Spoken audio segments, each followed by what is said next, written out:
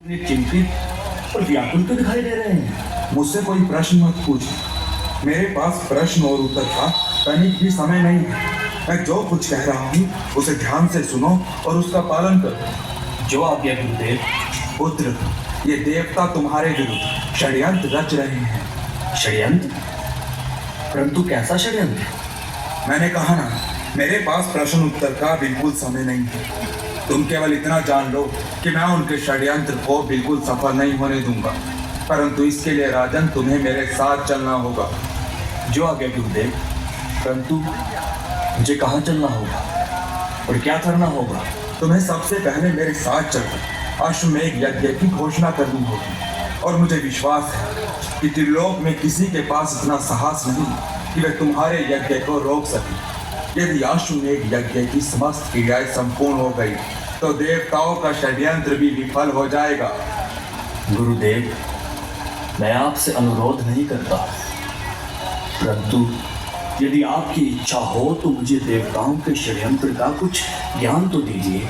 सुनो बलि, तुम्हें स्मरण होगा कि देव माता अदिति तुम्हारी दान दक्षिणा की ख्याति सुनकर तुम्हारे पास आई थी। हाँ गुरुदेव, मुझे भली बात स्मरण है। और वो अपने पुत्रों के लिए क्षमादान मांगने आई थी। मुझे इस बात का भी स्मरण है गुरुदेव। परंतु राजन, तुमने पहले ही अपना निर्णय सुना दिया कि तुम देवताओं को समाधान देने के अतिरिक्त किसी को भी और कुछ भी दे सकते हो, और जिस कारणवश देव माता को निराश होना पड़ा और तुम्हारे द्वार से लौटना पड़ा। मुझे भली बात स्मरण है। फिर देव माता विष्णु के पास गई और उन्हें उनका एक पुराना वचन भी स्मरण करवाया।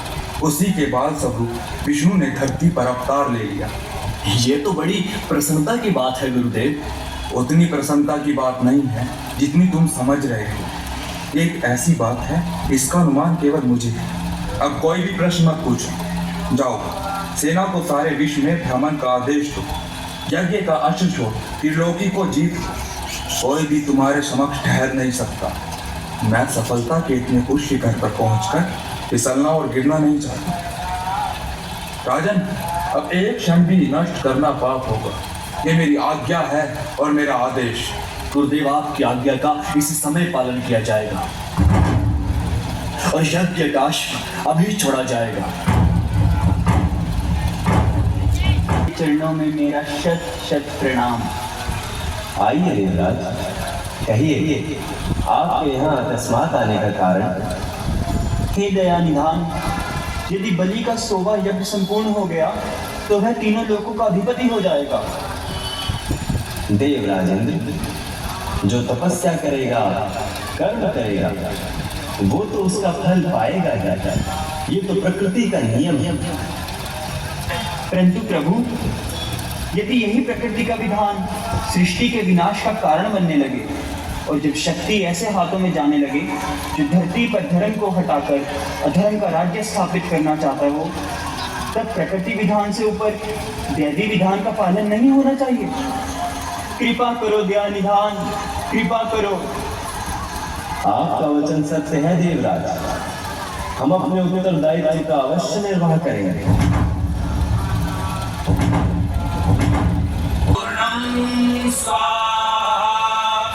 यशस्वी भव, विजयी भव राजन।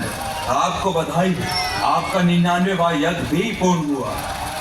ये सब आपकी कृपा से संभव हो सका है गुरुदेव। अब केवल एक यज्ञ रह गया है। यदि वह भी बिना किसी बाधा के पूर्ण हो जाए तो आपके 100 यज्ञ पूर्ण हो जाएंगे। तो उसी पल आपको इंद्र का पद सदा के लिए मिल जाए। तब तीनों लोकों में असुरों का एक छत्र राज्य हो जाएगा गुरुदेव। अवश्य। ये यज्ञ केवल तुम्हारे तप की परीक्षा नहीं, बल्कि हमारे बल और विद्या की भी परीक्षा है।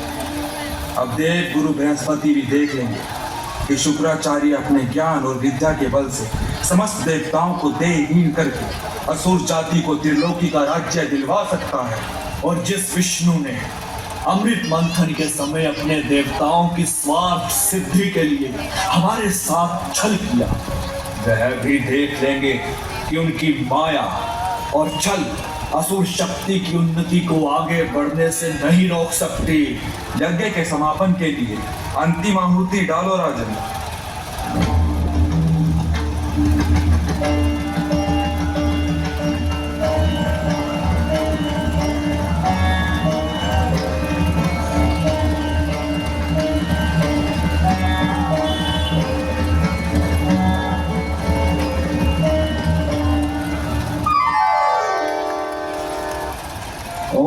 भगवते भिक्षां देहि। ओम भगवते भिक्षां देहि। ओम भगवते भिक्षां देहि। ओम भगवते भिक्षां देहि। कहाँ जा रहे हो राजन? यज्ञ समापन की अंतिम क्षण है। यहाँ पूर्ण आहुति डालो। ओम भगवते भिक्षां देहि। ओम भगवते भिक्षां देहि। बैठ जाओ राजन। तुम यज्ञ समाप्त किए बिना कहीं नहीं जा सकते। भिक्षां देहि राजन।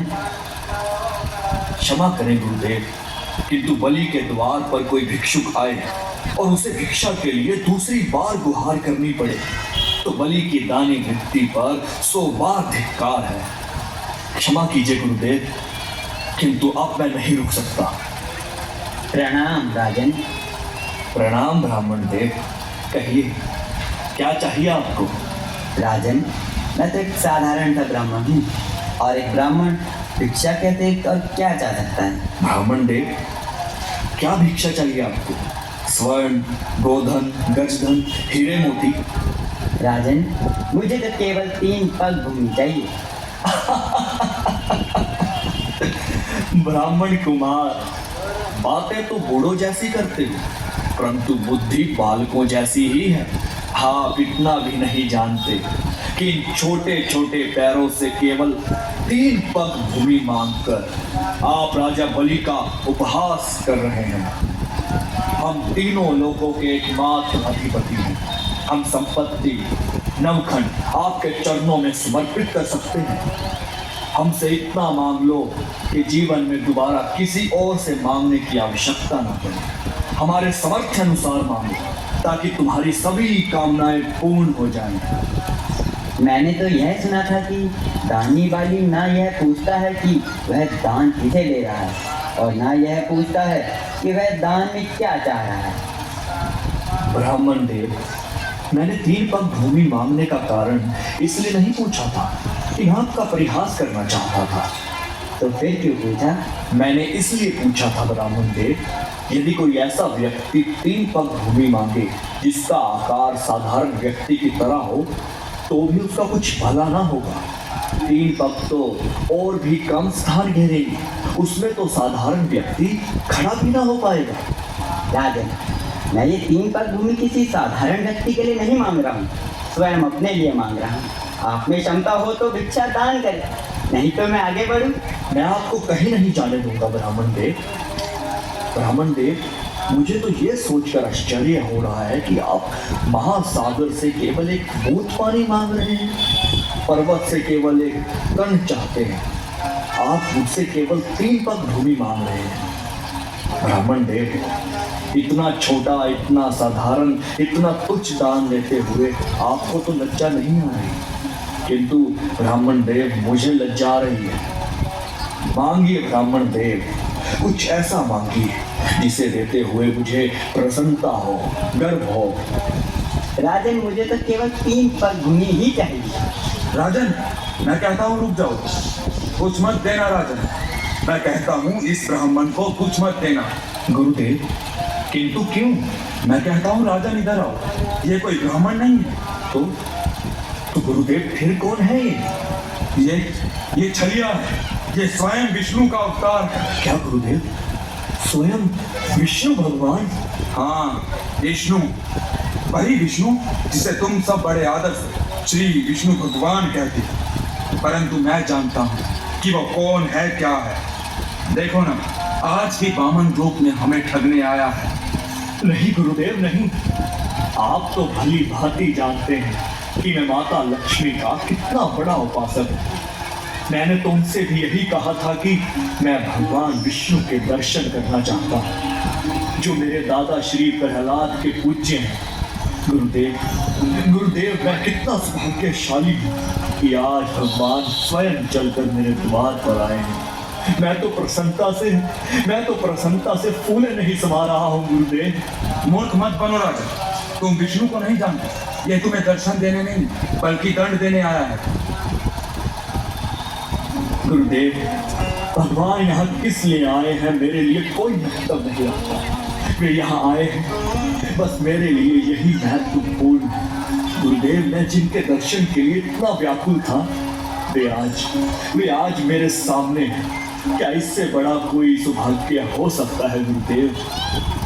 ये सब एक ढोंग है, एक छलावा है। राजन तुम इसके छल में मत आना। महाराज के विचार में यदि कोई परिवर्तन हुआ हो तो यह ब्राह्मण बिना भिक्षा लिए भी जा सकता है राजन। नहीं भगवान, नहीं।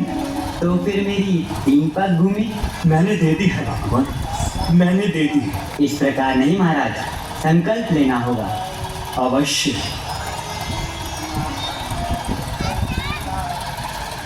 इससे पहले कि कुछ अनर्थ हो जाए, मुझे अवश्य ही कुछ करना होगा।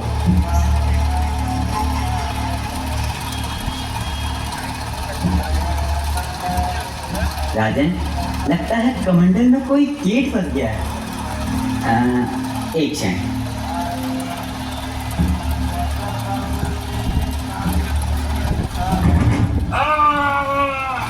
मेरे नेत्र। राजन, कीट निकल गया।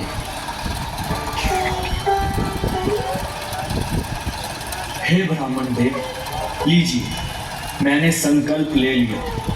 मेरा भाग्य है कि संसार को सब कुछ बांटने वाला आज मुझसे केवल 3 पग भूमि की याचना कर रहा है। ब्राह्मण देव, नाप लीजिए 3 पग भूमि और मेरा दान स्वीकार करके मुझे धन्य कर दीजिए। तो लो वत्स।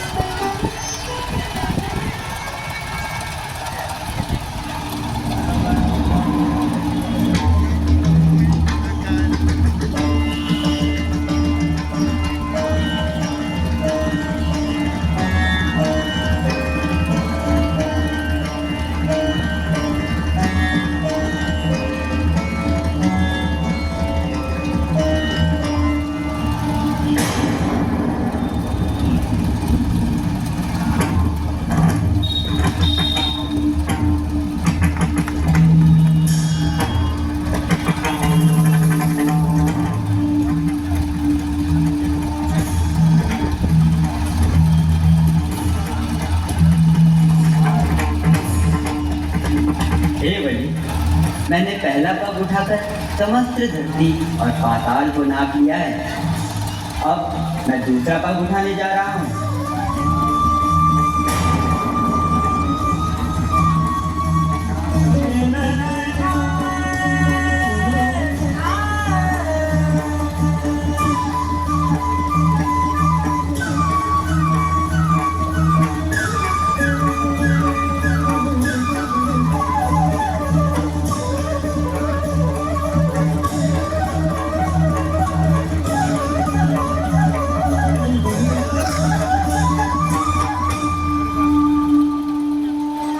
दूसरा पग उठाकर मैंने समस्त नक्षत्र मंडल और आकाश को नाप लिया है बलि।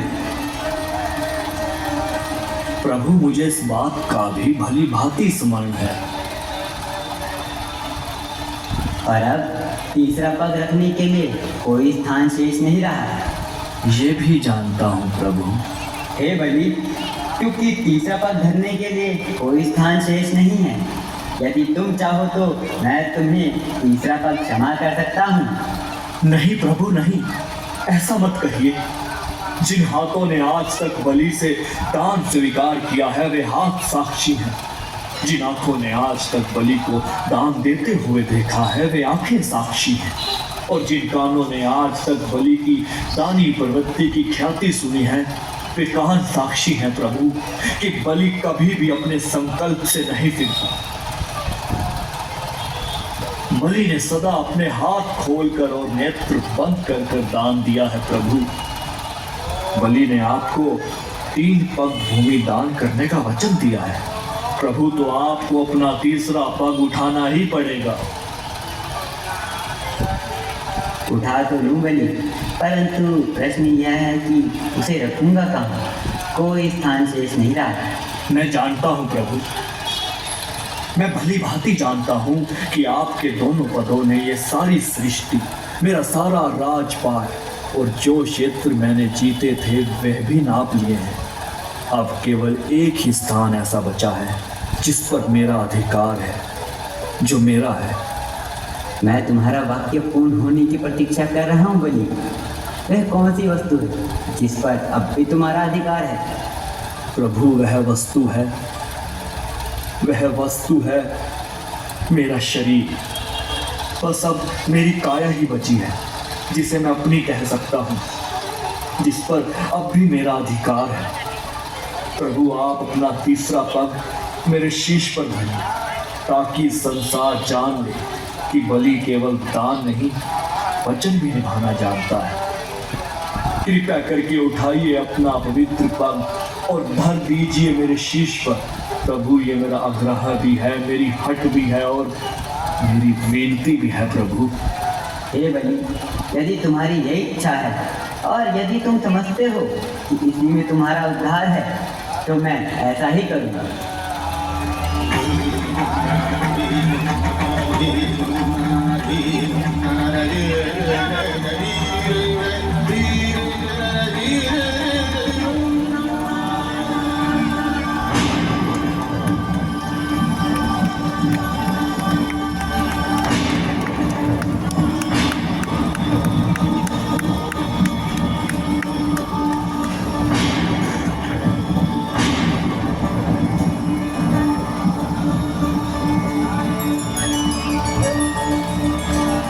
मैं धन्य हो गया प्रभु, मैंने आपका वचन निभा दिया। हाँ बलि, तुमने अपना वचन निभाया तो सही, पर जानते हो यह सब मैंने क्यों किया? हे प्रभु, आपके अतिरिक्त आपकी लीला और कौन जान सकता है। मैं तो केवल इतना जानता हूँ कि आपके समक्ष इसी में मेरा उद्धार निश्चित है। बलि, तुमने अपने जीवन का प्रारंभ बड़े शुभ और उत्तम ढंग से किया, परंतु जब तुम जीवन के चौराहे पर पहुँचे, तब तुम उस मार्ग पर चल पड़े जिस पर असत्य का डेरा था, अहंकार का अंधेरा था। यह वह मार्ग नहीं था जो मेरे भक्त प्रहलाद ने चुना था। यह तो हिरण्यकश्यप की प्रवृत्ति का मार्ग था, जिसके दमन चक्र को रोकने के लिए स्वयं मुझे नरसिंह अवतार धारण करना पड़ा था। जब तुम उस मार्ग पर अत्यधिक आगे बढ़ चुके थे, बल्कि तब तुम्हें अपनी भूल का आभास अवश्य हुआ था, परंतु तब तक तुम स्वयं उस मार्ग से लौट कर नहीं आ सकते थे। तुम्हें सत्य के मार्ग पर केवल और केवल ईश्वर ही ला सकते थे, और इसीलिए मैंने ये वामन रूप धारण किया।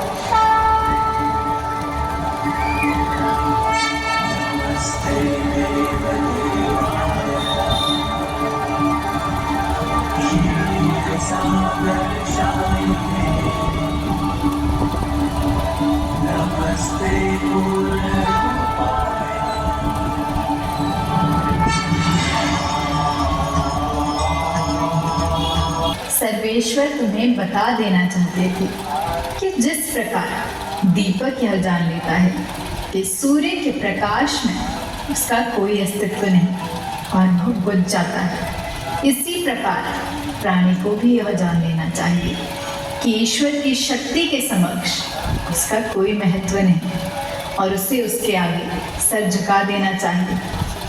अब तुम्हारा लक्ष्य पूरा हो चुका है, तुम्हें सत्य का ज्ञान हो चुका है पुत्र। मेरा सर झुक चुका है माते, और इसलिए हम दोनों तुमसे अत्यंत प्रसन्न हैं।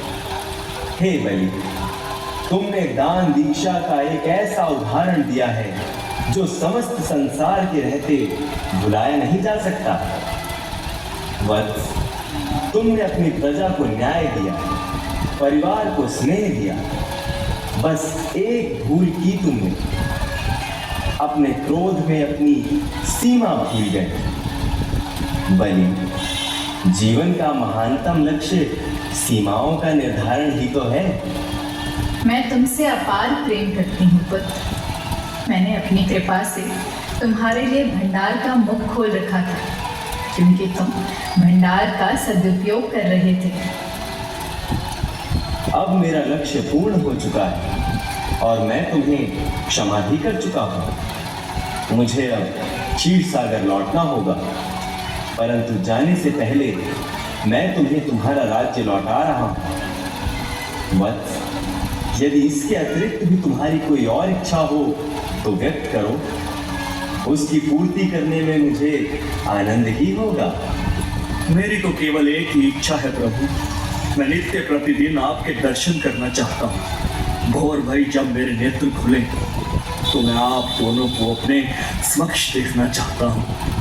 तथास्तु, मैं तुम्हें वचन देता हूँ वत्स कि जब तक तुम जीवित रहोगे, नित्य प्रातः तुम मुझे अपने द्वार पर उसी तरह उपस्थित पाओगे जिस प्रकार तुम्हारे द्वारपाल रहते हैं। मैं तो सदैव तुम्हारे साथ हूँ पुत्र, तुम मेरे लाडले हो, सदैव मेरा आशीर्वाद तुम्हें प्राप्त रहेगा। हे जगदीश्वर आपकी जय हो, हे माता जी आपकी जय हो, आपकी जय हो जगदीश्वर, जय हो।